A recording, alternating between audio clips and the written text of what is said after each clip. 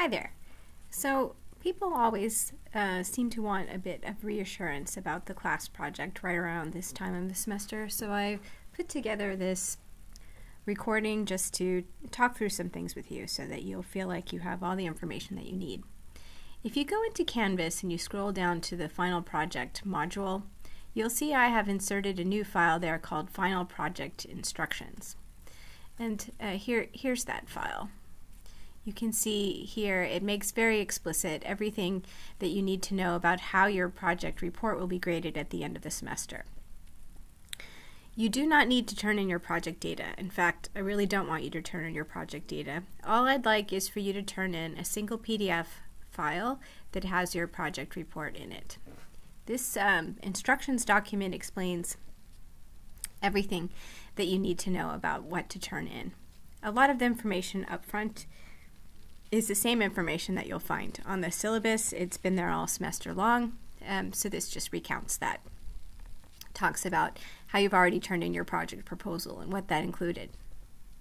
The new information is about how I will grade your final report. There are 6 sections that need to be in your final report, and there's a percentage of points that's associated with each one of those sections. And altogether, the project report is worth 50% of your course grade. So there's really no way that you can pass this class unless you turn in your project report. And it will have a substantial impact on what your final grade will be. So be sure that you give it the attention that it needs.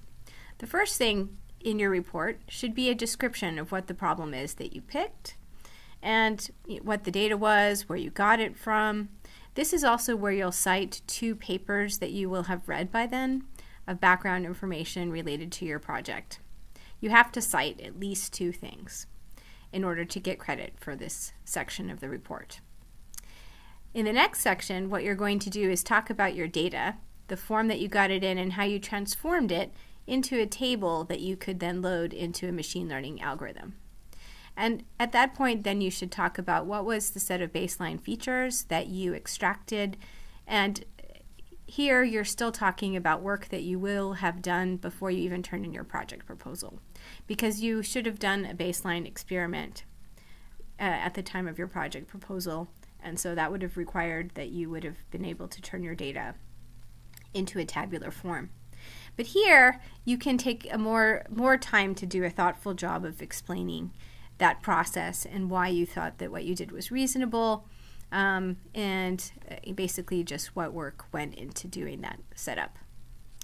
If any sort of cleanup was necessary, like you had to go through and standardize some of your columns, make spellings of things consistent, turn some numbers into nominal values, all of those kinds of things that you did in the beginning to turn the data into something that you could run a reasonable experiment on. That should all be discussed in this section. So next you'll talk about a baseline experiment and 1 error analysis. So most likely and hopefully throughout the semester you did many error analyses on your project, but in the report you should talk about one particularly interesting one that you did that led to some interesting idea for how you could extend and enrich your feature space. And if you took advantage of the extra credit opportunities, you could just take one of the write-ups that you already turned in for an error analysis, maybe clean it up a bit, and use that in your paper. And this is worth a really big chunk of the grade, so make sure you don't skimp on that. Then you'll report on how you tuned at least 1 parameter. Here you don't have to do it the long way that I required you to do on the homeworks and on the second midterm, but you can use the shortcut that I will have covered in class by that time, using CV parameter tuning from WECA. Then you'll show how you evaluated the final model.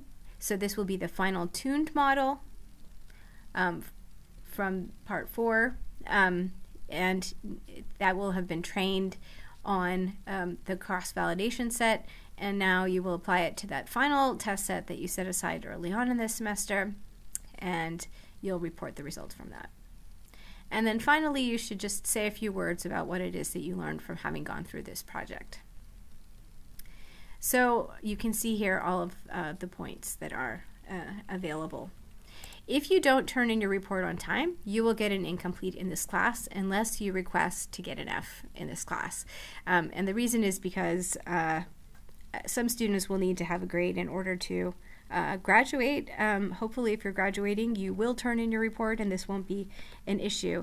But if you are going to still be here in the summer or in the fall, then if you don't turn in your report, you're probably better off taking an incomplete, turning it in late, and then getting a grade later. I like to avoid this if at all possible, but I would rather you take an incomplete than to fail my class. Now there are lots of other resources you can take advantage of here in the final project unit. One is a slide deck that has some advice that you can look at. Here, I'll just open that up for you.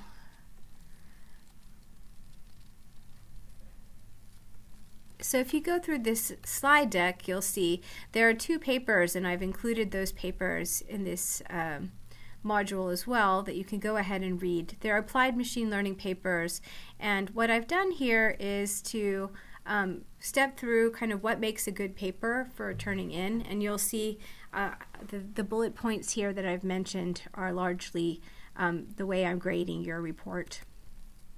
And I talk through these papers and I mention how parts of what's reported in those papers link up with what I've required you to write in your report, and also talk through how I would evaluate these reports if they were turned in as final projects in my class. So you can read through this and see how I have evaluated these papers. If you look, you'll see sometimes I've had put in smileys or sort of neutral faces or frowny faces, and that's kind of how I would evaluate this work, and so that'll give you a sense of how I would evaluate your final project as well.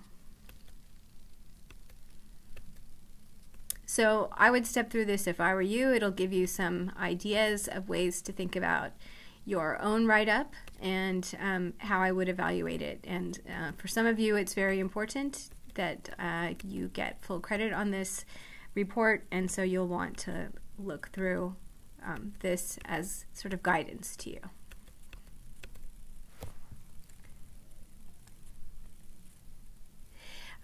There's also a paper here that's just advice on how to write a paper in general. I'm certainly not requiring this. It doesn't have anything to do with machine learning per se, but if you don't have a lot of experience writing papers, that might be useful advice to you, not only for this class, but for other classes where you have to write papers, and even in research or sometimes in your working life, you'll be required to write. And I think that this paper has some really good advice. I've passed it on to lots of people. And then finally, here's the turn-in link for turning in your project. So hopefully that gives you some information to go on, and good luck with your final project.